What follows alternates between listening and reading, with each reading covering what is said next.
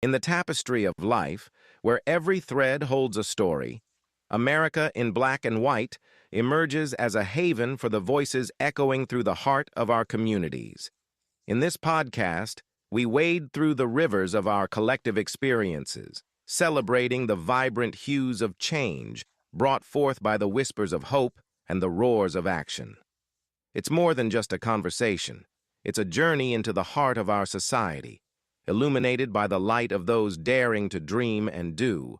Join us, and let your voice be the melody that guides us toward a dawn where every color finds its place in the masterpiece of our shared destiny. Together, let's paint a future brimming with the positives that dwell in our minds and the actions that shape our world.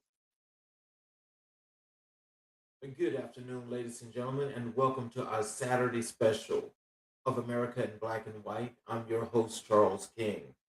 Let's get this kicked off by starting with our Black History reflection of Bishop Desmond Tutu. Today, we honor Archbishop Desmond Tutu, a global moral compass whose life reminds us that justice is not an abstract idea, it is a daily practice.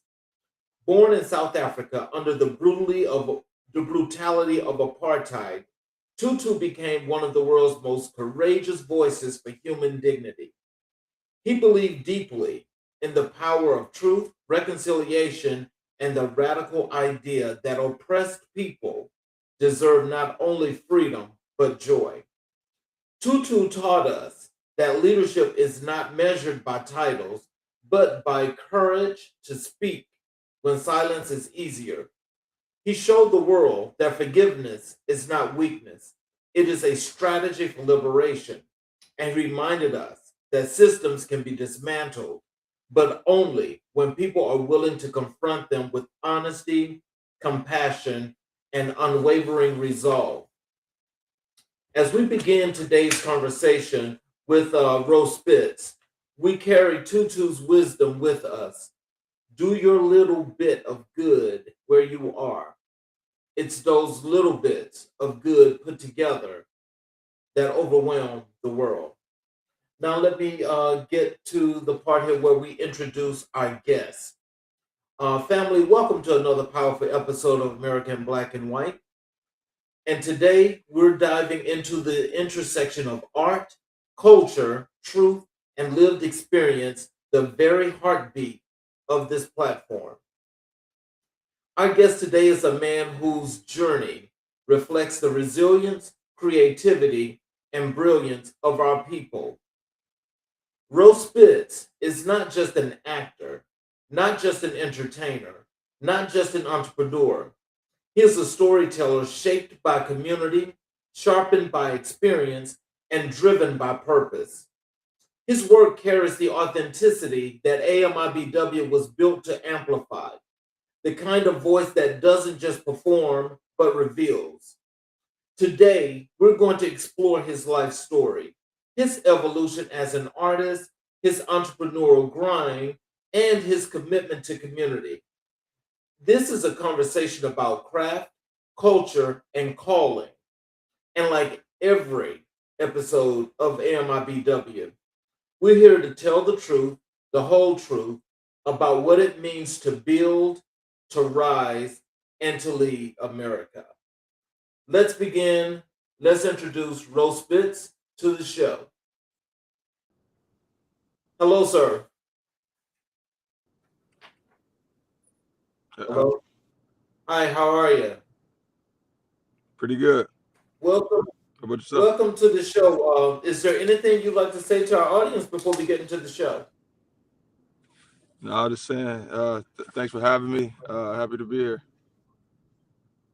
Well, let's jump off here because into I like to have the audience get to learn a little bit more about you as you get to tell they get to understand your story as to how you got to be who you were before you got to be who you are. Can you tell us who is Roy Spitz at his core beyond the titles and the spotlight? Who is Roast Spit? Beyond, you said say that again. Who is Rose Spitz at his core beyond the titles and the spotlight? Oh, well, first off, it's roast spit, no S at the end. Oh, okay. Yeah, Sorry about that. that's all good. I always say I'm a kid from the west side of Pontiac, Michigan, small city. Hard working, just trying to make a name for myself. So, what was your childhood like, and how did your early environment shape your creativity? Uh, early childhood. I mean, I had a close knit family, raised by my mother. My father wasn't primarily around.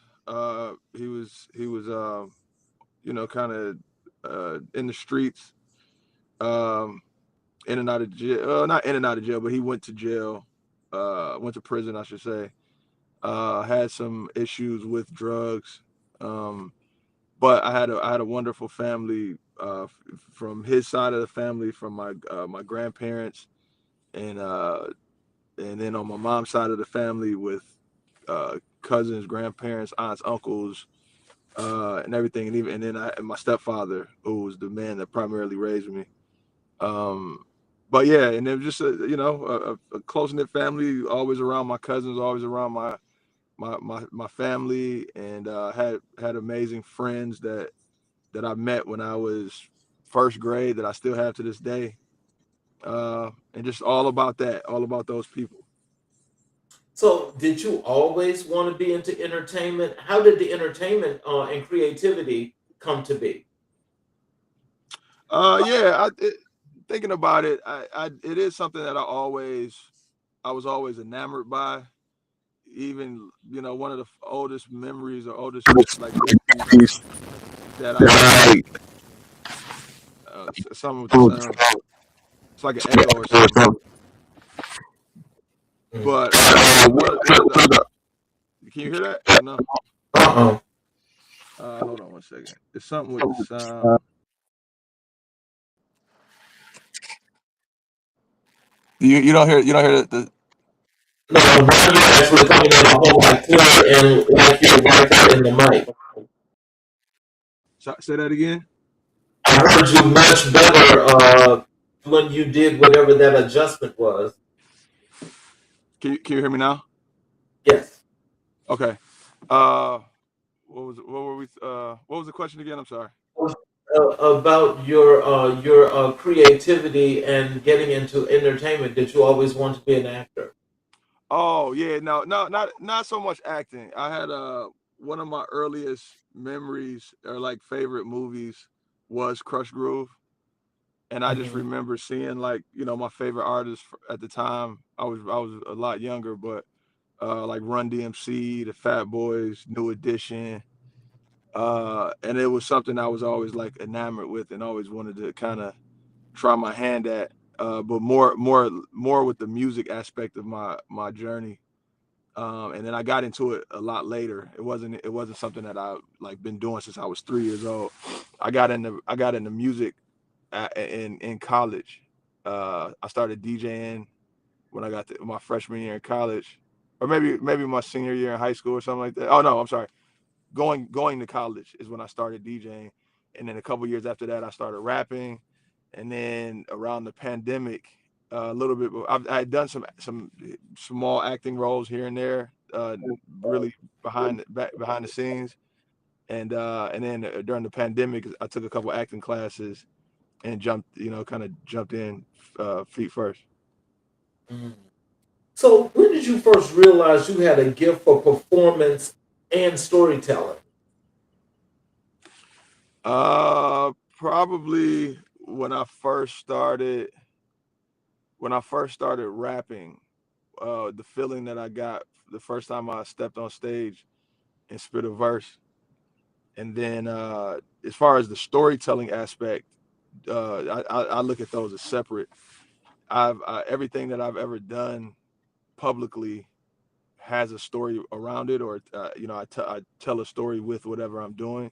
So that's probably something that has always been since I've been doing anything publicly, whether it's clothing designs, sneaker designs, or just anything. So, and then when I first started, first time I was in Chicago, first time I rapped in front of people, stood on stage, and the feeling that I got from that, it was like this is something that I want to do and I want to be known for. So, who were the people who poured into you early on? Um, I would say my mom. My mom is the person that made me believe that I could do anything that I wanted to do. You know, you hear that as a kid, or just as a kid growing up in the in the hood or whatever, that anything you put your mind to, you could do. And sometimes you hear it so much, it's still not like real, right? And then, but it's something about when my mom said it to me, I believed it, and so I kind of took that on and wore it like a shield or something.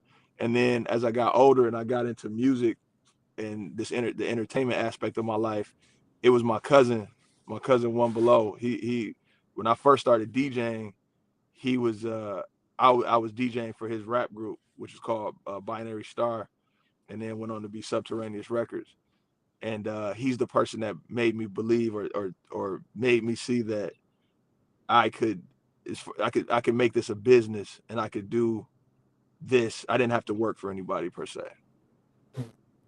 So, in the process of doing that, can you tell us like what challenges did you face growing up at up that later that became fuel for your artistry? Not challenge, just the challenges of more. It was more like uh, internal challenges when it came to that. Just not believing in myself, not being confident, not get not getting uh, not getting my reps in yet, I would say. And then after that point, once you start getting to that point where you trust yourself, or you kind of believe in yourself in a sense, then it kind of became uh, other people, like the people that I thought could push me, or elevate me to a space, or help me get to a space, feeling like those people didn't believe in me or didn't trust my vision. And that's really it. The only thing I can really say is people telling me no, and then me going on my own, or kind of pushing harder to get what I wanted. So did you after going and after getting the nose and actually trying to feel your way through, what was the breakthrough point? What was the thing that gave you the confidence to really continue this? When the breakthrough point was when I realized that nobody can help me do anything. Nobody can help me get anything. Nobody's coming to save me. I'm big on this saying that my cousin, who I was just talking about, he used to say when we were younger, and navigating through this thing we call life or whatever. He used to say that, if God has if God has it for you, no man can take it away from you. And if God doesn't want you to have it, there's no man that can give it to you, right? So that what that said to me is that it's on me, right? I could go and I could go to a venue, let's say, and want a DJ, and the venue, or the promoter, or the manager, or the booking agent say, well, you're not a big enough artist to do that, to book you here. So I just took it upon myself, or I'll just set up someplace where I know however many people is going to go, whether that could be outside for that matter, and start there, start building, and start growing to the point where I could come back and say, see, I told you, and now you're calling me to book me. What moment in your life forced you to grow the most? Can't hear you. What moment in your life forced you to grow the most? What moment in my life forced me to grow the most? It has to do with my career, just life in general. Probably Probably when I had my first child, I would say. Maybe between that and when I got married, you know, and so I don't know which one weighed heavier on me in that sense, but I would say, you know, when it became that I had to I'm responsible for another person and not just myself. So I think that was it. And you know, with whether you get married and you're speaking, you know, you're speaking under God, or you talking to, you know, I made a vow or oath to not only her but to her father that I got her, right? And so between that and, you know, having children, when it's like they didn't ask to be here, so I have to make sure whatever I got going on, if you know, if I say I love these kids and they're a representation of me, or or they come from me, it's on, if it's something going on with them, and they have issues or they have whatever, that's on me. And those two things, I would say, are about equal. So You know, as you think about, you know, you being a part of the entertainment industry, and you know that there's so many facets to that, and so forth. How has your understanding of manhood evolved over the years? tremendously. I mean, that's kind of the last couple things I said, as far as, you know, having other people that are relying on me to be solid, to be upstanding, to be, you know, all of these things to help them maneuver through their own life.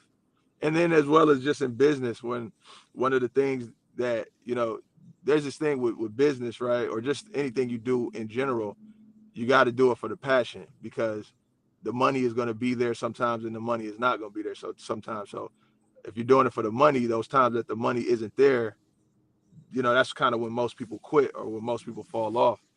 And one of my main things is like, you know, anything that I go through, one of those things that kind of puts a battery in my back is thinking about the people that I employ, you know. And it's like those people have families now, those people have children and they have wives, right? And they have other things, so many, some of them are in school and they're depending on this paycheck or this job or this, you know, what I have going on to make their life smoother, or kind of, you know, that it's part of their life now.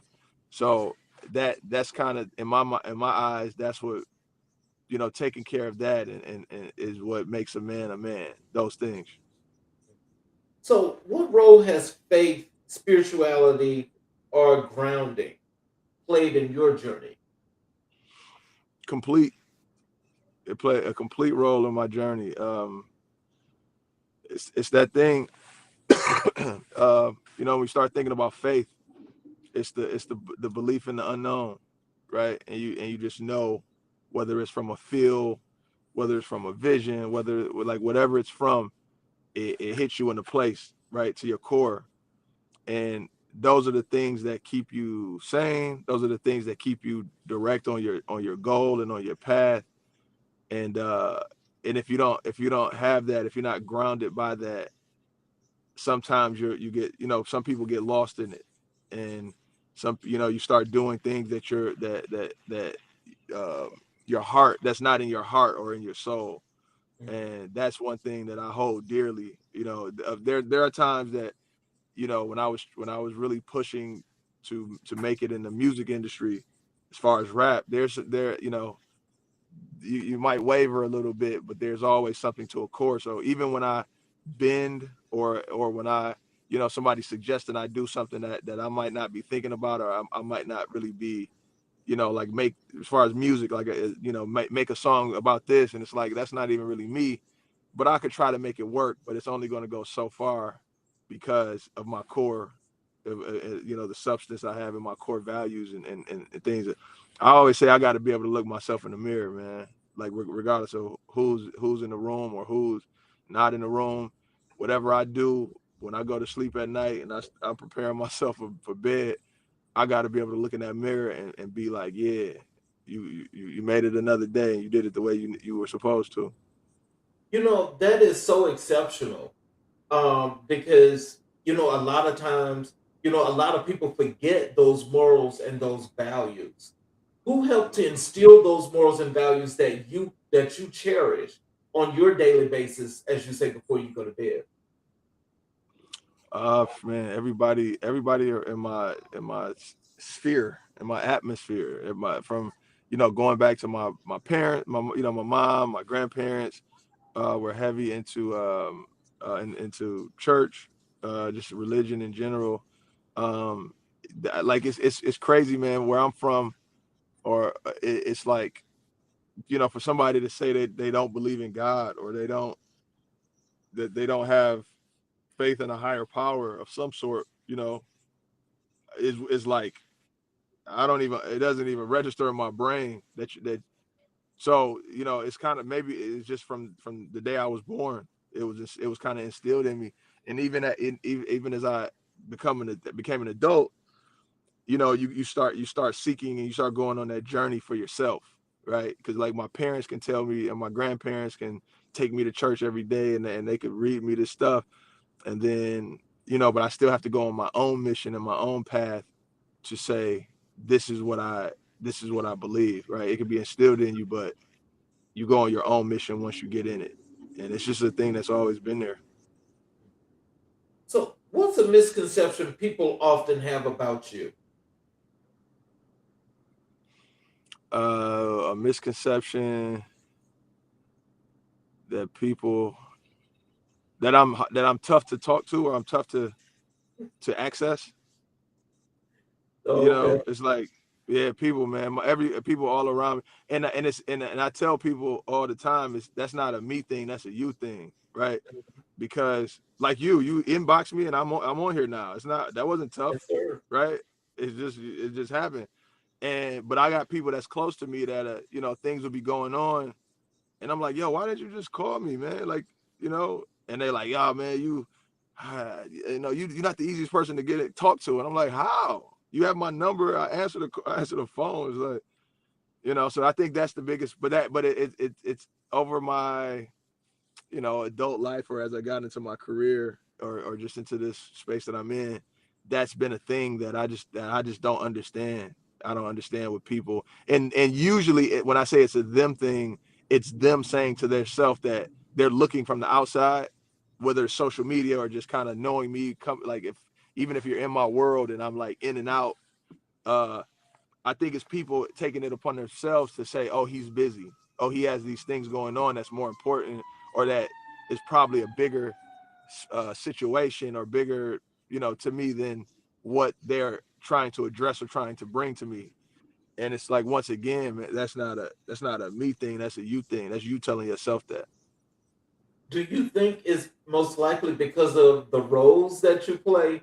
Because as you know, when you and I were chatting, I got to tell you that you really are a great performer. Because Thank you. for the diversity of all the roles that you play, I mean, it's like you're in the parts. Do you think that's probably why they think that way? In a sense, I mean, I think that's part of it, because what I'm talking about has been going on before I was even acting. Oh It wow, was, okay. that was a thing. But yes, I mean, that's part of what I was saying, when people from the outside looking in, they're probably looking like, man, like if you sit back, right, and you see, you're like, what, like you're looking at what I got going on, you'll say like, wow, okay, well, clearly he's on a movie set right now, right? So he's acting, and they're showing these different things, like these different clips, and it's like, okay, wow. In this clip, he's laughing. In this clip, he's crying. In this clip, he's so, man, emotionally, it looks like he's locked in sync or in tune with whatever he has going on.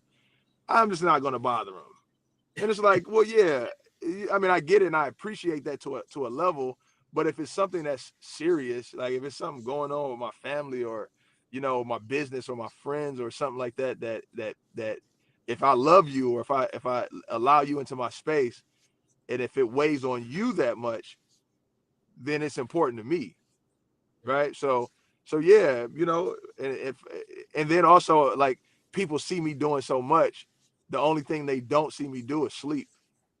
right? So it's like, man, well, the time that I'm not seeing him on Instagram or Facebook or wherever, I'm hoping he's sleeping or is doing something that is soothing to his soul, you know. And it's still like, yo, but I can answer the phone, right? So yeah, man, you know, to an extent, but I think it just adds into the thought process of people from how much I produce to the quality of what I produce at whatever level, whether it's fashion, DJing, rapping, acting, designing, like whatever, the the quality and the quantity of what I produce, I have to be in tune, or I have to be locked in and I would think that people would understand or would know that that takes time, effort, and energy to do. So I'm not gonna bother them.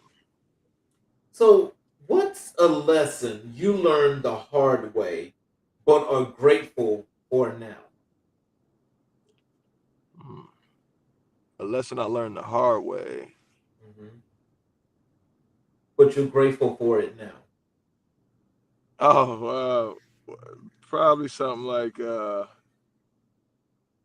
you know, it has to do with like intellectual property and design within the design space, maybe.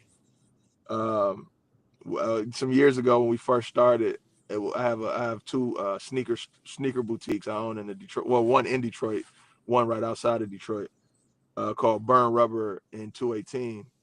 And when we first started Burn Rubber, I had a business partner, and so we were like, we had started traveling a lot, and when we would get on planes, and we're going to economy, when we're walking through first class, we would always see this watch, not this watch, but we would always see a watch, and it's like, what watch is that? Like, what is that? That these, you know, people that you know, in my mind, rich. If you're in first class, you rich.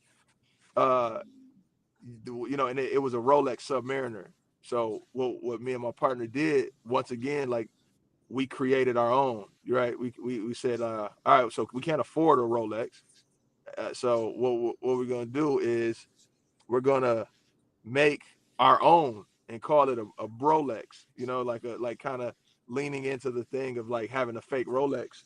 But what we did is we found a jeweler, and they were able to find a manufacturer overseas somewhere that made a very high quality replica. So it swept like a Rolex. It did everything, looked, and it just had the name different. And then it got a lot of leverage, and it went a lot of places. And then and Rolex saw it, and they hit us with a cease and desist, Oh, and almost ended us. You know, we had to pay a lot for lawyers to fight them. Not We never made it to court, but we paid a lot to our lawyer, and they were trying to, you know, they were trying to, like, whatever, we made a certain amount, right? I forget the exact number, but let's say we made 50 of them, and by the time that they caught up with us, we had sold maybe 40, right? So at that point, it's like, all right, they said we have to get every one of those 40 back and get and destroy them, or give them to Rolex to destroy. And if whatever ones we didn't produce, we would have to pay the amount of a real Submariner. oh, wow. Yeah, so that's like, I think it was like half a mil at the time or whatever. It was close to like half a mil, and I was like, man, it's over. It's over for us. And it was like, in the moment, it was like, I thought my life. I was like, I got all the way to this point to just mess it up. You know what I'm saying? Just fumble the bag, and then but in that, I learned that you can't play with people's intellectual property, and even with me, like, I don't let people play with my intellectual property. You know what I'm saying? Like, I do what I got to do, and I created this brand, and at whatever level it is, and you're not finna just attach your name to it without me collaborating with you. You're not finna just steal my idea, try to change it a little bit, you know. So it helped me, like I said, it being in it, I felt like, I messed up, but then coming out of it is like, okay, I learned how business and intellectual property and all these things really work. Mhm. Let's transition over to your acting career, your craft, your roles, and motivation. What first pulled you toward acting as a profession? The first thing, the thing that pulled me towards acting is my friends, basically. So I'm in Detroit, uh, independent film, even kind of before Tubi, but when Tubi hit the market and during the pandemic, uh, in Detroit, independent film kind of like skyrocketed. It kind of blew up, right? And it became like the number one or number two uh, city or whatever for urban independent film. And in that, I've been a rapper, I've been a DJ, I've been in fashion, so I knew. So all the people that when the pandemic hit, you watched everything on Netflix, you watched everything on Amazon, and it's like, wait, hey, it's this new thing called Tubi that has these hood movies or whatever you want to call it, and in that, so you watched everything on all those other platforms. Let's go to this.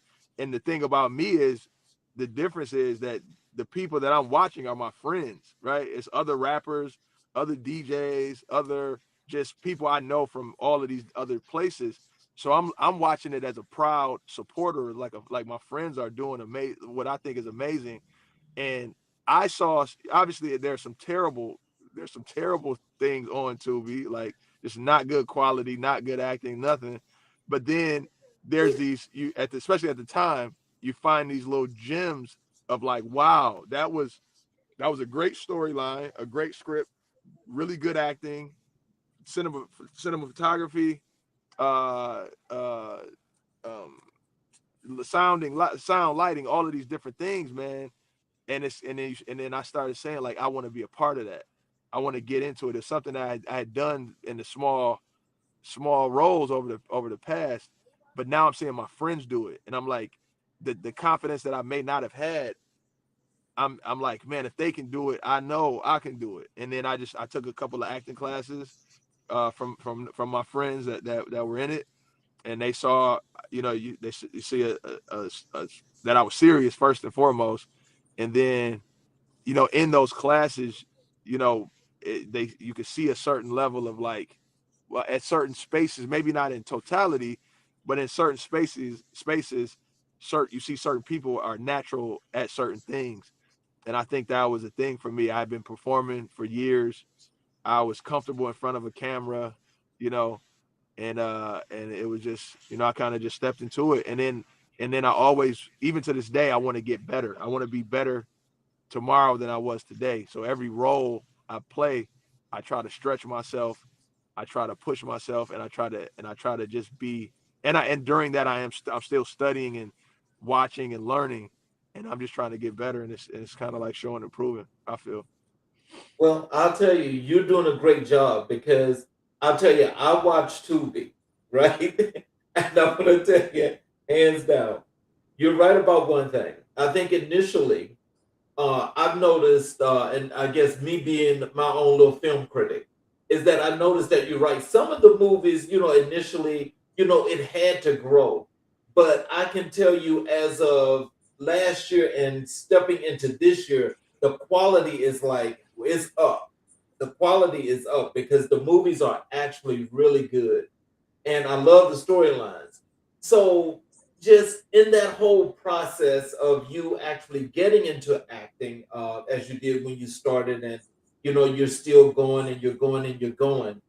When did you realize that this is where I belong? So at the beginning, my first, I don't know the exact number, but my first certain, 3 or 4 movies, right? I took the acting classes and I learned, some basic level acting techniques or whatever, or secrets or tools. And then I started diving into these rabbit holes of like, you know, tips to become a better actor. And then I got a role, uh one of my first roles that I had to I kind of I came up with a backstory for the character. I kind of dove into it in a space of like just even being on set. If you called me my name, I didn't answer. Right, I was like fully committed and locked into this character, and um, I felt I didn't. It was times that I couldn't feel the difference of myself in this character that I created, and that the first movie I did that, I was kind of in and out of it. Right, I was kind of like wow, you know what I'm saying? Like I kind of said something that Roland Coit wouldn't normally say in in the space of whatever, right? Or actions that I wouldn't normally do. And then there were times where I couldn't tap into it in this movie. I can't even remember exactly which movie, but then a couple of movies after that is when I kind of got into this headspace of and I didn't break it. I was in it the entire time we shot, and I was like, well, like wow, I'm this is something I can do, and I'm getting better at. And anything like in my life, just in general, I always say if anything that I'm doing, I'll continue to do as long as I feel that I'm getting better at it. Even if I'm not saying it has to be remarkably better. I'm not saying it has to be crazy, but I just have to be making steps in getting better and not going the other way. So, with that, it's like when I got to that point where I was like, man, I'm doing even facial expressions and actions I'm like, I'm doing it with intent, but it's happening naturally. Like I'm not forcing myself, or I'm not acting. They said the best actors aren't acting, right? The when you get into that space of feeling like, even the words that are on the paper, it doesn't even really matter because I am this person, right? So it's like whatever I say in this space that gets us through the scene and still telling the story, it don't even matter what's on the paper if I'm this character, because the paper's not the character. I'm the character, and I created it, and this is what he would say. And once you get in that space, and you can explain that to the director, to the writer, to the producers, and it all makes sense. Like that's when you're in the space of I feel of being of walking that line of being of good acting, if not great acting. Right. Wow. So when you're doing your rehearsals and you're learning your line, do you actually become that character? Do you put yourself all the way into that character? Now while I'm learning it, not I don't dive into that I'm uh until I'm on set, until I'm like filming, about kind of in the space of filming. But to me, and by no means am I saying I'm Denzel or you know what I'm saying, or anything like that, De Niro, but to me it's like and it's what people don't understand is that it's heavy. You know what I'm saying? Like Mhm. when you got to take yourself, and for instance, like let's just say crying or becoming emotional, even anger, but let's just say crying for the sake of this conversation. um I'm not naturally, Roland Coit isn't a person that I'm 9 times out of 10 I'm not gonna cry, right? I've at funerals, at whatever, I'm the person that's like, man, do you feel this at all, for whatever reason, right? And but when I do or have to pull from a real situation, that even in the real situation I may not have cried, that it's times that I've done that and I can't film anymore for the rest of the day because my mind, I pull from a place and it's heavy, and it's not something you could turn on and turn off like a light switch. So that's one of the things that a lot of people probably don't understand when it comes to that. So for me, when it comes to learning, and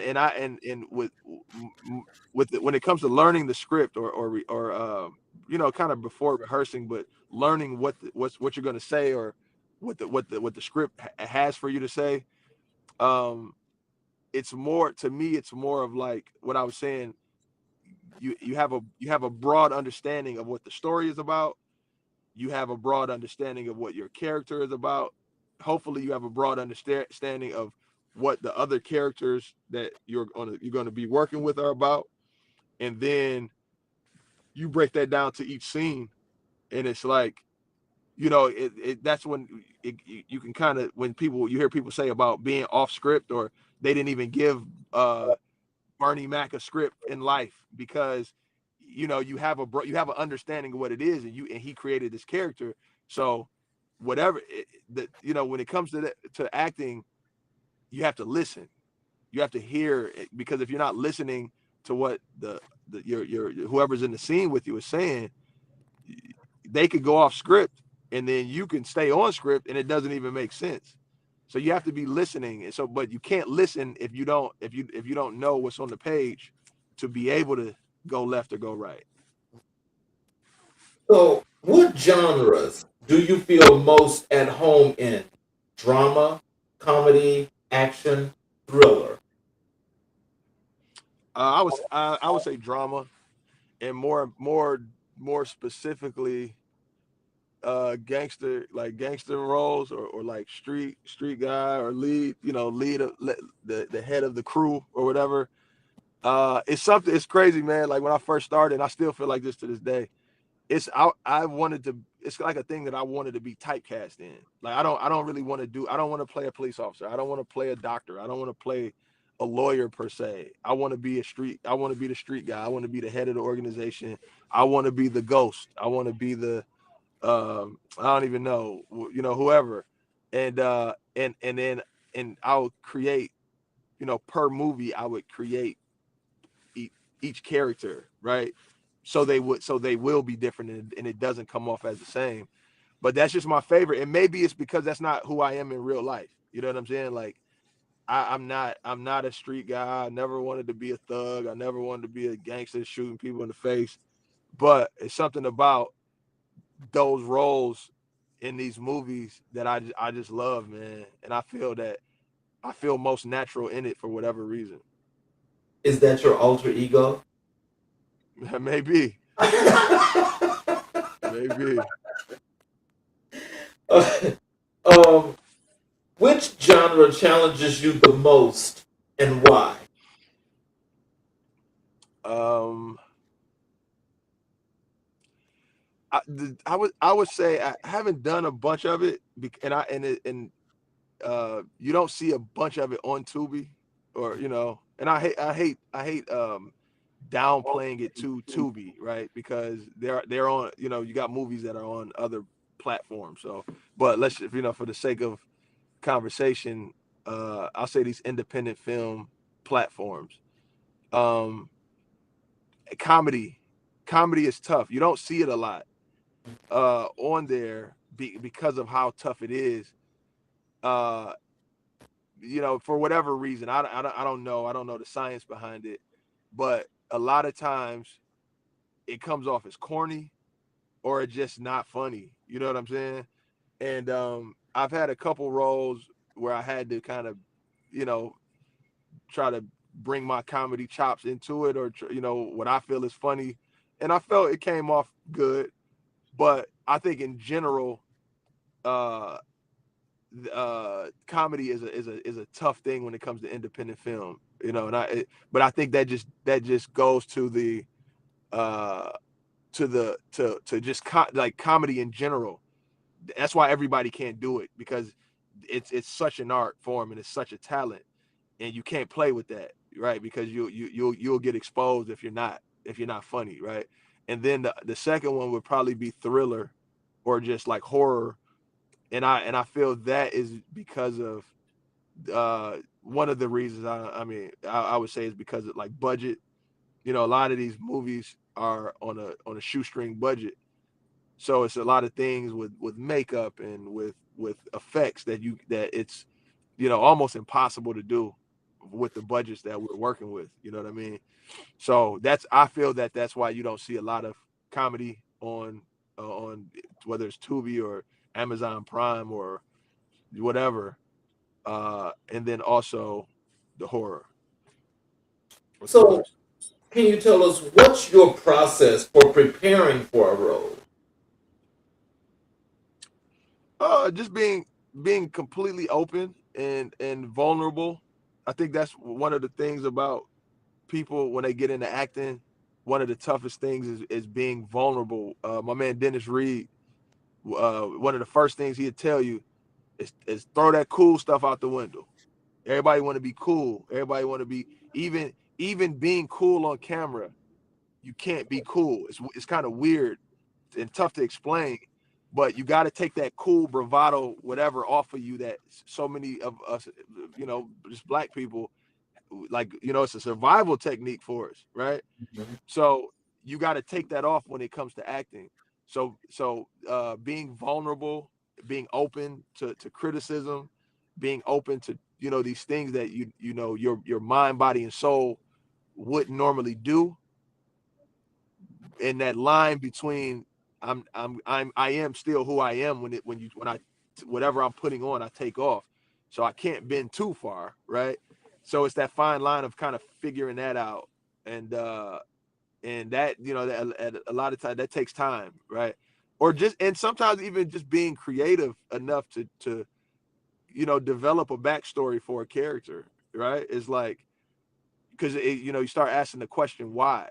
A good director, to me, when you have a director that has a vision, and you have an actor that has a vision, and the actor has a job and the director has a job, and part of the actor's job is learning your line, knowing your lines and knowing your script, and then bringing something to the table, right? Bringing an idea, right?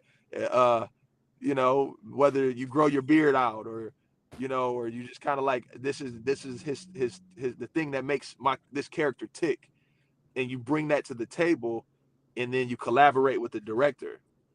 And a lot of times with the directors, with the good directors that I've worked with, one of their first questions is why, because it's not wrong. There's no wrong answer to whatever you got going on or whatever you came up with, but until you can't answer it. So it's like, well, uh let's say I got a script, or I got a character, and I didn't let's say uh I have a script, got a character, and he's Muslim, right? Mm-hmm. And then and I don't grow my beard out like a lot of Muslims do, right?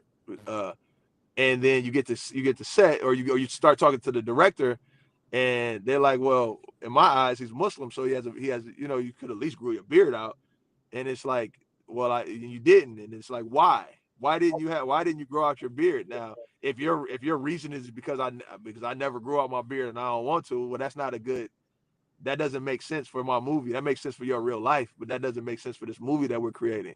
But if you say, and I'm just making something off the top of my head, well, this character could never grow his beard out, right? He never, and that's one of the things that is kind of makes him tick, and that's why he's so angry, or whatever the case may be. I don't know. At least you have a reason for it, and then the director will help you direct this, your character into this, whoever it's going to become or whatever. So, with that being said, are you more of a method actor, or do you prefer to separate yourself from the character? When I'm able to, I prefer to be more method. And it's crazy because the times that I have done that method acting, uh, I I feel that I were my best performances. And the thing is, they aren't out yet though, right? So you haven't seen it, or there's the world hasn't seen it, but they're coming out. Well, hopefully they're coming out, but the plan is for them to come out. But those are when I felt most comfortable and I felt that I delivered the best. So that's what I've been doing more and more of, and that's why I take, I've been taking, I know people that are doing 3 movies at a time at the same time. Like, they leave this set, they go to this set. So I try to like, if I'm working on one project, work on that one project, and then I'm able to kind of dive in completely. And it helps when other people, like, the production aspect of the whole thing, whether it's the other actors or just people on set, are in it with you, right? And they're supporting you doing that. But yeah, I prefer method acting, man. And it's just it's fun. It takes you back to being a kid, that thought process of having an imagination and being a creative, which I am to my core. And sometimes it feels good to take off the clothing of who you've created as the person that you are, right? Because I'm a dad. So to both of my children, I'm somebody. I'm a husband. To my wife, I'm somebody. I'm a business owner. To those people, I'm somebody. So sometimes that weighs, it gets heavy, and as just the things that you put on as a man. So for a week to 2 weeks or however long you're filming, to be able to kind of take that off and be somebody else that you created, it's kind of cool and it's kind of fun. Have you ever done two roles at the same time? Like in the same movie? In the same movie or a different movie? Yeah, I've done that, and that's why I don't do it no more. I don't do it no more. It's man, it's kind of wild because that's if you care, right? And Right. because to be honest, some of the it's no shade, it's no not, but some of the people that are making independent film, it's a cash grab. So they're not even trying to make good movies. They're not even trying to be good actors. They're just like, yo, I'll put it on Tubi, and if I do something crazy and it goes viral, I'll make however much money, which is cool. If that's how you're playing it, fine and dandy. I don't want to be a part of it. So when I do that, if I care, right? I care, and I'm trying to give it all to each character, and it's like, how can you do that? How can you do that if you're playing both sides of the fence? It's just tough, and it can be done, and people have done it, but it's just something I've done before because I was really I was trying to get movies under my belt, and I wanted to be seen, and I wanted to get in the movie thing. So if you called me, I was there. And then also I had this movie, the Christmas movie, A Boyfriend for Christmas, where by the end of the movie, I played a character in the movie. I played a character in the movie, if that makes sense. So the majority of the movie, the character that I kind of came up with or created, I was not, it was like playing a role, if that makes sense. And then at the end of the movie, I had to break character to who the character was in the movie. And the good thing about that is that yes, it was two roles, two completely different energies, but the first 6 days I played this role, and then the other part was shorter. So like the last day. Wow. So can you tell us about this? What's the most emotionally demanding role you've played so far?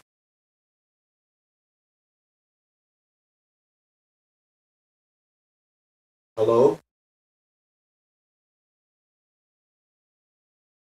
You're frozen.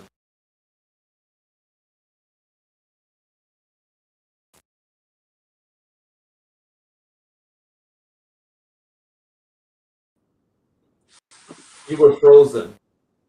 Okay. I didn't know what you heard or didn't hear, but So let me just ask you this again. What's the most emotionally demanding role you've played so far? uh, I had this. Let me see what's out. So there's a something that should be coming out this summer. It's called Vindicated, and it's a series, and it was we shot this, like, it's going on almost 2 years now. 2 years ago when we shot it, but it's just now coming out. And that was one of those roles I talked about earlier, which it was one of the first roles where I was method acting, and I was completely in it on set.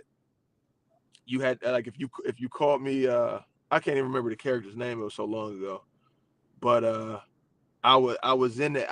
So if you called me Roll or Spit or whatever, I didn't even answer you. I didn't even look your way. Uh, and at the time we filmed that, my youngest daughter had a medical issue that rocked my world. You know what I'm saying? And I was so my mind was there emotionally, right? It was the toughest thing I'd ever been through as a human, not even just a parent, just as a human, that wasn't even happening to me per se. But I had to be there for my daughter. I had to be there for my family. Like I said, it rocked her world, let alone, I mean, my world, let alone everybody in my vicinity's world. And I made the decision to, while surgery and all these different things, to continue on and do this, kind of leave the hospital and go to set, or I'm supposed to be at set at 9 o'clock, but I gotta take her to a doctor's appointment. I'll be there at, and I still did it. And then the character, what the character was going through was the most emotional script or role that I ever had. So mixing those two together was like crazy, man. I can't really even describe it. And I haven't seen any of it. That was one of the first roles that I felt that I have no regrets. Every role, per se, it's like, man, I wish I would have got that line off a little better, or I wish they would have used that take. You know what I'm saying? But I felt like in this one, and just in the moment, I'll say, because I haven't seen any of it. In the moment, it felt like I nailed everything, man. Everything hit, every emotion, every facial expression, every body action, everything, the flow of the scene with my scene partners and everything. And like I said, that was the first time I had to go to a place and cry and produce tears. And and this crazy thing is I had like masked it with what was going on in my real life. Like at the time, I hadn't even cried about what was going on with my daughter. So when they yell action, and in this one scene, it all came out, man. And I had to go home. Like I couldn't even finish. We had more scenes to shoot, and they prayed over me, like prayed with me, and I was crying. I cried for maybe 2 hours. You know what I'm saying? Like that was probably, it's called Vindicated. So I'm looking so forward to see it when it comes out, man, because I just, like I said, I felt really good about it. I feel like to this date, it's probably one of my best roles. Hopefully, it comes out better than I'm hoping. But yeah, that was probably the heaviest one I've ever been a part of. So, what's the most fun you've ever had on set? The most fun is the Christmas movie. The Christmas movie, man, because I played like a was Braxton. Braxton was in Jamie Foxx show, was it? Yes, Braxton Braxton. Harper Briggs. Yeah, so I played it. I kind of created this character, like, and he was kind of like the baseline of it, like that thought process, or like just like uppity, you know, uh, nerd type, corny. All the jokes were corny, and but it was the most I've laughed on the set. It was the funnest I've ever had on the set. The crazy thing about it, in the script, I only had maybe 4 lines through the whole movie, and I ended up being, basically a major point of the movie or whatever. Like they let me go off script, so I was able to make up these things and create these jokes in the moment, and they were hitting. So that was the most fun, man. And then able to switch characters at the end and become serious and show some emotion and show my range. And so I would say that was probably the most fun. Either that or the movie that just came out, The Other Brother. That was the Other Brother was one of the first movies. Well, not the first movie, but it was probably the most intense of like method acting, creating a character, becoming that character, and knowing what I wanted to do in each moment of that film. Well, with that, and thinking about, with you wanting to have that fun and you're able to like pretty much just ad lib. Do they allow you to ad lib a lot, or is that just one of the things that you do to make the character? No, they don't. They have to trust you. They have to, like, you have a conversation with the director, and it's like, this is what I was thinking. I know it's not in the script, but in this scene, if I say this, maybe it's funny. You know what I'm saying? Let's try it. So let's try it out. But they have to have a level of trust in you that they feel that you can do it, that they feel your ideas are good, and you kind of just, it's like it's a collaboration. And you know, those when you get into that space, and they, like I said, they trust you and they trust what you've dove into the character in totality, that there's reason behind it. Like, once again, it's like the why do you think your character would say that? Well, because he is corny and he is this and he is that, so I think it's gonna make it funnier. Let's try it out and see. Boom. But if they don't trust you, it's like, nah, man, stick to the script. Say what's on the script. You're not funny. What you just said, it wasn't funny. I've never seen you be funny before. It's just, no, that's not it. So let's just stay with what's on the script. And I've seen that before. I've seen them take people that been working on a character for weeks or months, and they get to script, they get to set, and they're not delivering. They get them out of there and get somebody else in there. Call somebody else in. So, how do you approach portraying characters whose experiences differ from your own? I think, man, that's a great question. So, I think people are linked, are linked in some type of way. So I think it's called the Meisner technique. It's something I'm about to kind of get into, but a couple of my associates or my friends in this film industry, they practice this technique, right? And they even teach it. So I'm about to like start going to some classes behind it. But it's this thought process, and by no means do I'm not. I just kind of gotten jewels or gotten nuggets over the past couple of years, and I've been able to use those techniques. And but it's a thing where at some level there you have to create this connection mentally, emotionally, and physically with the character to yourself, and that's how you feel instead of act, right? Okay. So when it comes down to it, it's like I can't even think of anything particularly off. Well, let's say I'm not gonna say no names, but it was like one of the first movies I was trying my hand at directing, and I wasn't acting in it. This movie isn't even out yet, but it was a well-known independent actor, and he was it was this part in the movie where he had to pull from an emotion, right? And we could tell. And then I have another friend, Brian Taylor, who is like top tier when it comes to acting and even teaching. And that's, hopefully this is the person that I'm going to learn this technique from. But we were sitting there. He had stepped in and he had came to set one day, and he was like helping direct the scene. And he was talking to the guy, and he was like, man, it feels like you're not tapping in, right? And he was like, there, think of something, you don't have to tell me, but think of something that can get you to this space, right? And he sat there for a minute, and he kind of was like, man, I don't want to, right? And it's like, man, it's like, well, I understand that, but we trying to shoot a movie here. And he was like, nah, I could do it without tapping in, right? And he was like, well, I really don't think it's gonna be what it could be if you did, man. And but that's what you signed up for, right? And so it was the conversation off with the cameras whatnot about that. And then he decided, the actor decided to like tap in, right?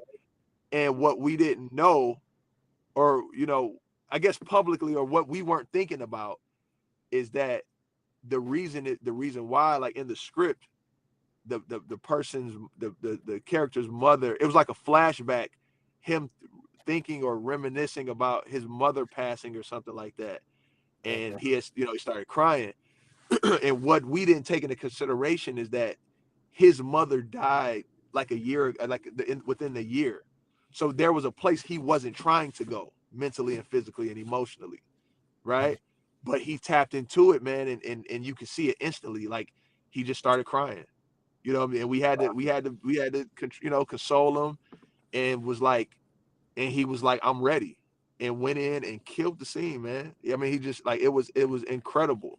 And like so like when people talk about Tubi movies or Tubi actors, it's like there's no such thing, man. I see I watch movies that are done in Hollywood and all, you know, in the industry, that they do the same things. They it's over.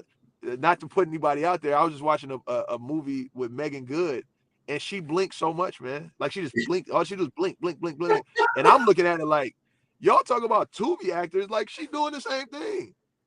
And then after every line, somebody say, man, bro, man, bro. Well, they do that. It's the same thing, but we get a bad rap because certain people do it in these movies, right? And they're not even classic. They're not even trained. These are people somebody backed out and we pulled this person off the street. And we talk, that's Megan Good, right? So, but yeah, that was one of those things, man, where I already had respect for him, right? The guy I'm talking about. I had respect for him.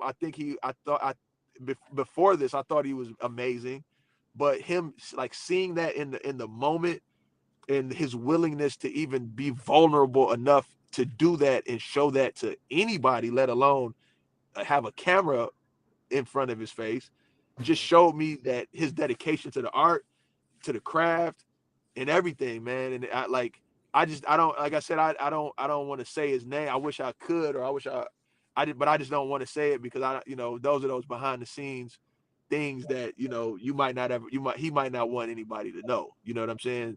But it's incredible. It was incredible to be a part of it and to witness, man. And he had like we all were about to cry. And some of us, it was a lady in the room, his scene partner, and she started crying because you just feel it. You feel the energy, man. Wow. So, what directors or actors have influenced your style? Oh man, every one of them, everybody. I think about the people. It's the people that are in my world, right? So yes, I love Denzel Washington. I love De Niro and Pacino, and all the greats, right? Angela Bassett. But they're not in my world, to be just being honest, right? So the people that are in my world are Dennis Reed, right? Kamal Smith, Yeah. DeJuan Ford, Ebony Tates, Deborah Lane, Spencer, Robin Rose, China, Javon Long, the list goes, Murder Payne, like the list goes on. So those are the people that I learn from, and that the people that I respect, and and of course it's many more. These are just people that's at the top of my brain right now. But those are the people that I pay attention to. Sino Harris, they those are the people that I watch. If I'm not in the movie, I watch, and I'm proud. I'm happy that they're doing amazing. I'm Coach, T from Moolah, Buck, like the list goes on. These are the people that, but then also Brian Taylor, right, from a director standpoint, not and acting, but so some of these people are both sides of the fence. But their mission, especially from the director side, their mission is to pull whatever out of you to make you look the best and make your performance the best. So if you allow them to do that, they can take you places that you never knew you could go. If there's actors that do that as well, just being in the scene with them, it's kind of like that. You heard, like in sports, you tell people, don't play to your competition, right? Because your competition, the person that's in scene with you, can bring you down a notch and make you not appear as good as you might be, or they can take you up a notch and make you better than you are, make you come off as better than you are. And then also the flip side of it, I watch a lot of terrible things. I watch terrible acting. I watch terrible direction. I watch for terrible cinematography and terrible sound to know what I don't want. I don't want to look like that. I don't want to sound like that. I would never, you know what I mean? So, and sometimes, for at least for me, I gotta see something bad to know that's something that I don't want to be a part of, or I'll that to know that's something that not to do. Which something like blinking was one of the things that a lot of times it's because from our standpoint and from our space, some of us are getting scripts a day before we start filming. Some of us are getting scripts. A lot of times they're changing scenes in real time. On the go. On the go. Like I've been on sets where it's like, all right, everything you've been working on for the last 2 days, 3 days, memorizing, forget all that. We'll be back in 15 minutes. We about to write the scene over.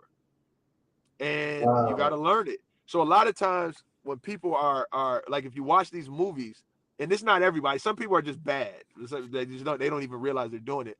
But a lot of times when you see people like looking up and blinking and pausing, it's because they're trying to memorize what they're just getting. And they're literally trying to go off of memory, and they don't really have it memorized. So that's why knowing, having the chance to know what you got going on takes those things away, in the natural emotions of how people actually talk, and how people actually move and maneuver starts to come in to play. Now, before I ask this next question, I want to tell you this. What you just mentioned about Megan Good. I promise you that all the movies and series that I've seen her in, and when she does that, I sometimes wonder, like, what the hell is going on that's making her do that? Because she does that all the time. Man, I don't get it. It's kind of, and that's one of my things that, like, between the people saying man and bro after, before and after everything they say, to there's this other thing that people do where they, in a statement, they confirm, I believe the word is, they confirm the statement. It's almost the thought process of saying, like, you know what I'm saying?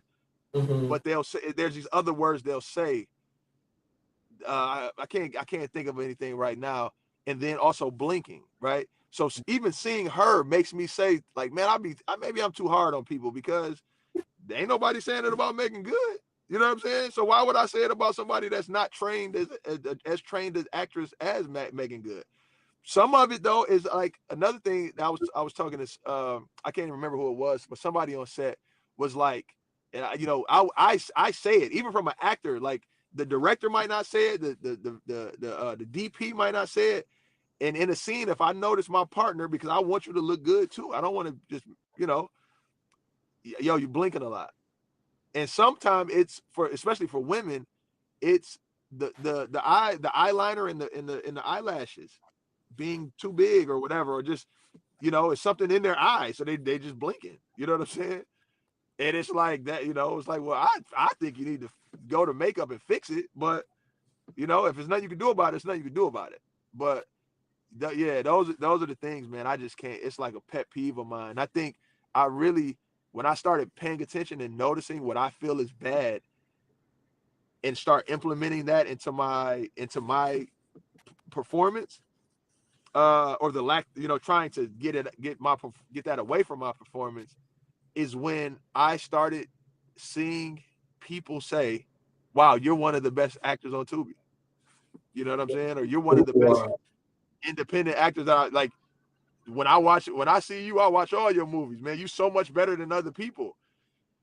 And it's like, I'm not saying, maybe it is a coincidence, or maybe it's, it's because of, that's part of the reason.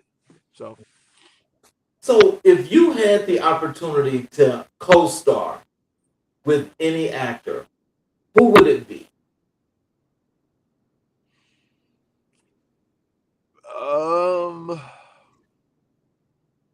I mean, as far as, I don't know. I would say somebody. It's somebody I know. Let's say Murder Payne, Emery Lawrence. Uh, most of the people, even if it's not out yet, I've kind of worked with Camille Hassan, Diesel. Mhm. Uh, I work with Ebony, China.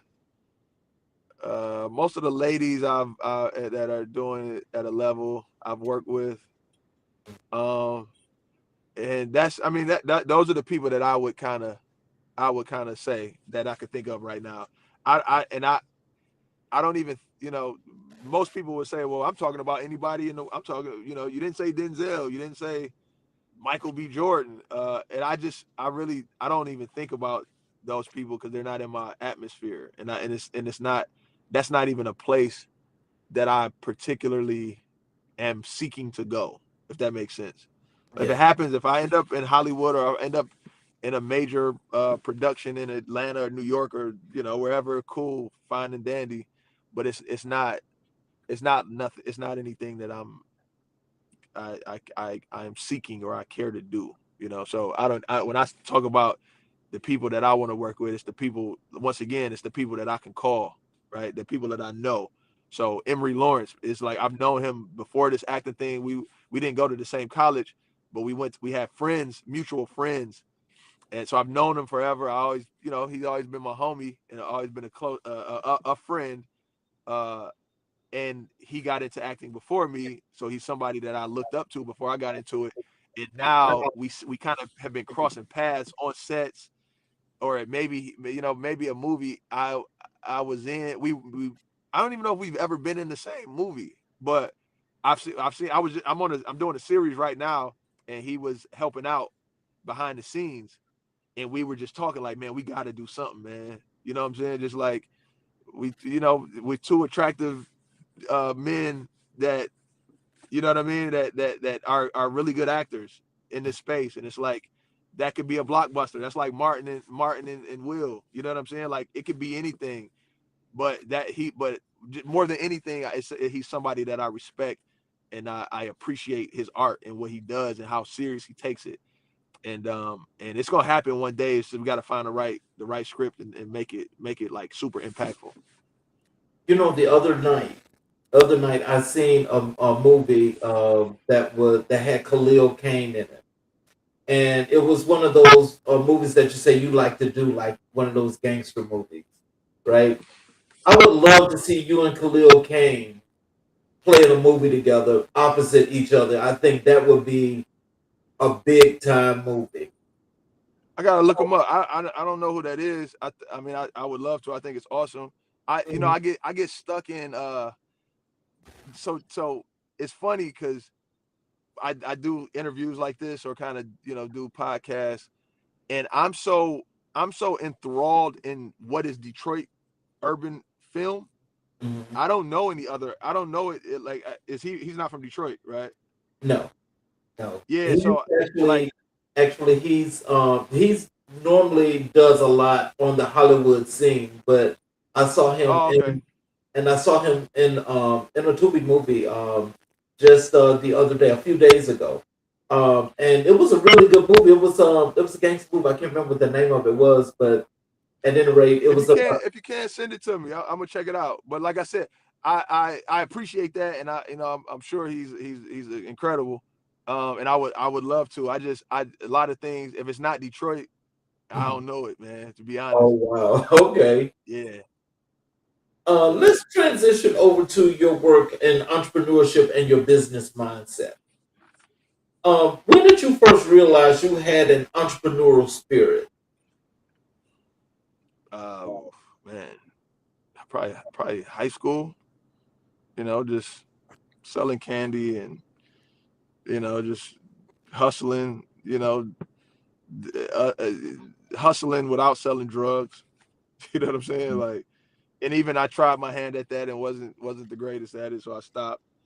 But yeah, I just that and then probably when I started DJing, and my cousin who I was talking about earlier kind of showed me the way or the light of like, you can do this. You can DJ and become, you can work for yourself, or you could, kind of, you have the talent to do for yourself, and you don't have to worry about getting laid off from this job or getting paid pennies to do this job, things like that. And that changed my life. because before that, my whole thought process was like, I don't know what I'm gonna do because if I don't have a degree, I went to college but didn't graduate, so I felt that I would only go to certain levels, in that world. And he's one of the main person that made me see like yo, you could go DJ, you could work at a job and get paid. At the time, this was coming out of college, which was a decent job if I remember right, like $350 a week or something like that, right? And it was like, but you're a DJ. If you DJ and you focus on DJing, you can make $500 a night, and that's not hard to do. And you can DJ 3 times, 4 times in a week, if not 7 times in a week. You know what I'm saying? So you could get up, work 40 hours for somebody else, and get a check that it was this, and then now it's $350 or whatever. Or you could make once again, make 500, make $2,000 or $2,500 in a week, or if not more. Which are you going to choose? But you have to put in the work to put yourself in position to make that kind of money and draw that kind of money. And I believed. What businesses or ventures are you currently building? Oh man. So I have my foundation is my sneaker stores. So I have 2 sneaker stores. Next year it'll be 20 years for my original store, which is called Burn Rubber, which is in Royal Oak. The second store is called 218. That's in the Eastern Market. It'll be 5 years next year. I MC. I rap. I'm kind of like, I'm trying to retire, but people won't let me. So I'm still making music, and I still generate money off of making music. I DJ. That's like my number. That's like my number one passion, and it's what I've been doing the longest. And I have a entertainment company doing that, and then acting, and then moving to directing, producing. I also design, so I make clothes, design clothing and shoes. I've designed shoes for Jordan, Puma, Reebok, Adidas coming next year. Some of the biggest brands in the world, and I think that's about it. I'm pretty sure it's something else I make some money off of somewhere. So, what motivates you to create opportunities rather than wait for them? That thought process that nobody coming to save me. Nobody's gonna give it to me. You know what I'm saying? Like in my mind, when my cousin said that, there's these certain things that always stuck with me. If God doesn't want me to have it, I'll never get it. If God wants me to have it, there's no human being on earth that could take it from me. So that tells me I need to be in tune with God, and I need to walk in that light. And if I walk in that, and whatever I'm doing, if I do it in a way that serves Him, is rightful in His eyes, the money gonna come. And that's how I always looked at it, and that's how it's been working for me. So I do what I do what I do. I feel that I have a talent at something, or I feel something is quality enough for me to either sell or produce and put out to the world. And I do it with my core values in mind. I do it, with the people that are around me, uh, core values and things that represents them, and it's just infectious, and it bleeds on. And then and like I said, that when you're doing that and you're doing it for that reason, I feel, or something in that world of reasoning, then even if it's not, if the money's not happening, or falling or coming to you right now, eventually the money will come. And like I said, it's been times that the money wasn't there. It's been times I'm not getting paid, or I didn't get paid what I felt I should get paid. And then there's times where I'm like, wow, I can't believe somebody's paying me this amount of money to do this. So it all works itself out. What's the hardest part of entrepreneurship that people don't talk about? at some level you gotta do everything pretty good. Accounting, mentoring, you got to be a therapist, right? You gotta be a creator. You gotta be I mean, whatever. You gotta go to sleep late and wake up early. You gotta do orders. You gotta still be cool enough to know what people want to buy. Like I don't even know if there's a thing that, like if there's a end point. It's just like, and then you gotta do all this at a pretty good level and be consistent at it. So that's, I think that's even having employees and having people working for you and paying people to do these things. You still got to be on top of it. And sometimes that's tough. Well, all the times it's tough, but sometimes, you lose sight of it. No, that's all about the analytics. That's what you're talking about. You have to keep up with the analytics and decide when and how you want to track. If you're going to track it daily, weekly, monthly, whatever have you. Last question for you. How do you balance creativity with business strategy? Uh, I, First of all, I'm not married. I'm not married to either, Mhm. right? So the creativity is a thing that comes from God, right? It comes from a place of like it comes out of thin air, right? You have to be, whatever. You have to be creative. You have to be have an imagination. You gotta, whatever. And then the constant or the whatever what is not kinetic, I'll say, is business, because business is black and white, right? Business is numbers. Business is what it is, and you can't. It's something that it's like math, right? It's absolute. So the thing is, you got, if knowing that, at the end of the day, to keep a business going, you got to make more than you're spending, right? That's the only way business is gonna keep going, and then you could get super technical from there. But then the other aspect of it is like, uh, creativity wise, it's like I, I I come up with ideas. If it fits and it works, awesome. Let's go with it. If it doesn't, move on. Let's figure out the next one.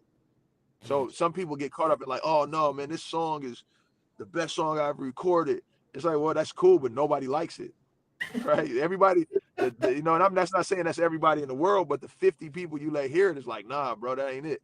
Or a design, right? There's been times I've been on calls with the people at Nike and Jordan. I feel that this was the most amazing idea and this, that, and the third, and they like, nah, because of blah blah blah. Okay, I could dwell on this and worry about that and feel slighted for the next 2 years and the project never comes out. Or we could say, okay, move that on, or let's use that for something else, and let's come up with something that the whole team and everybody can get behind and push, and it becomes a force. So that's one of the main things. Try not to get married. Try not to get married to an ideology. You know what I'm saying, or ideal, because it might not, and because it's not. It's a lot of times you hear, like, music wise or beats or songs, and it's like, yeah, it might not work for you, but it might work for Beyonce. It might not work for you, but the next person that comes in the studio, it might be a hit for, and there's nothing wrong with that. That's just the way the cookie crumbles. But you could get married to that and dwell in it and get depressed and fall into this rut of like, oh man, I could have, you're bitter about it, or you can move on and keep creating. So, in closing, what are some words of wisdom and encouragement that you have for our audience? How they can connect with you via your social media, check out your websites, make purchases of your shoes. What are some of those things you like to leave? Well, I'll start by saying, like, words of wisdom. One of the things I live by, uh, it's a book. I'm not a like a reader. I'm not like one of those people that say I read every book. But the one book that I did read was The Secret, and it's something that I applied to my life. It came to me through it's funny because I'm not a reader, right? But I was Big Sean was in my store, before he became Big Sean, right? He was in my store one day and we were talking and he was like, yo, man, whatever, you should read this book called The Secret. And I'm like, I don't really read, man. If you don't want me to find it, put it in the book, right? And he was like, nah, you should read it, man. And he was like, Don C told him to read it. Like Kanye told Don C to read it. Dame Dash told Ye to read it. And that's because him and Jay-Z had read it. So I'm like, if it came through that lineage of people, then I probably should read it. You know what I'm saying? Like if Jay-Z and Dame were doing this and they told Kanye to read it and he told Don his team and they got to Big Sean and all of those people are successful, then maybe I should read it. And it's just the thought, it's something I would tell people to dive into. I always tell people to dive into it, but it's the thought process it's the law of attraction, right? And it's the kind of like the thought, like you think it, you speak it, Yes. to the higher power, to the universe, Yep. and then you believe it and you walk towards it, and the universe brings it back to you. The other side of that is that, and there's so many depths, so you could dive so deep into this thought process of it. But the thing that people miss out on is that the universe or God or whatever you want to call it, in the book it talks about, I think it calls it the sun. It doesn't decipher. It just deciphers what you say, right? So if you find a way to say something in the negative form or the negative field or state, it's going to bring back negativity to you, right? If you speak about it in the positive state, positive realm, it's going to bring that back to you. So I just started using my words, man, and my thoughts in training, because your brain is a muscle, right? So you train it to realize, like, man, I'm speaking. I don't, most people don't even know they're speaking in a negative light. They just, they're just talking as like what they're used to. One of my things, right? And I only really bring this up if I care about you, right? But my wife would say about my daughter, she's my broke best friend, right? And like a couple of times, like it got past me, and I wasn't really thinking about it. And I started thinking about it one day. I'm like, no, don't say that. Don't put that on her. No, she's not. No, my daughter is the richest, most abundant friend that I have. She just don't got the money yet. You know what I'm saying? Like, don't put that on the people, on my daughter. You know what I'm saying? And I had to, talk to her about it, and why, because if this is how I feel, and I've shown improved. I've changed my way of thinking, my way of speaking, and you see what it's done for me. So that's something I really believe in, and that's what I teach to my children, right? So and I feel that those spirits and those that level of sorcery can be put on other people. So stop saying that. You can say that to somebody else, about somebody else that I don't love, but no, my daughter is my richest best friend. She's the most successful friend I have. She's the most, and when she gets to that, she's gonna walk, think it. If that's what she wants, speak it and walk towards it. You know what I'm saying? So that's one of the main things I would tell people. Find out about that. Dive deeper into the law of attraction, and thoughts become things, and you are what you say you are. And you know what I mean? Like, even something like that. I'll use my daughter again. When I got back to DJing during the pandemic, when the clubs and the bars were shut down, and I was DJing in my house, and I was going online or whatever.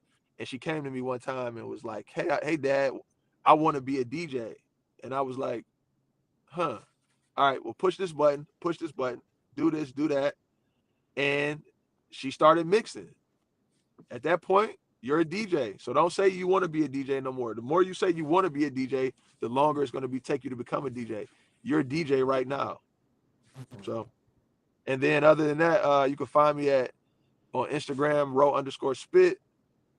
My stores is Burn Rubber, and then Shop 218. burnrubberdetroit.com, 218.com. And that's really it. Or just Google Roast Spit in Detroit and you'll find me. Well, before I do my closing monologue, I want to say to you that I definitely appreciate you taking some time out of your busy schedule to be with us today. And I really enjoyed the insight. And of course, there's lots of things I didn't get the opportunity to get to, but hopefully we can get you back on the show again. But I definitely appreciate it.